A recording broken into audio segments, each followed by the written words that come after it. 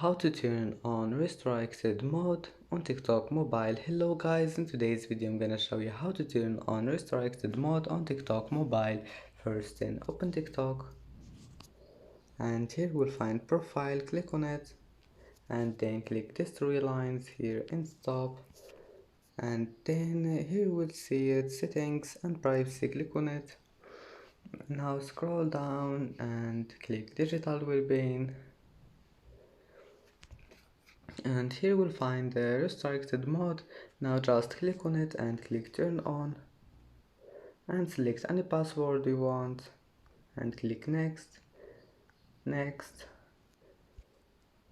and that's it for today's video.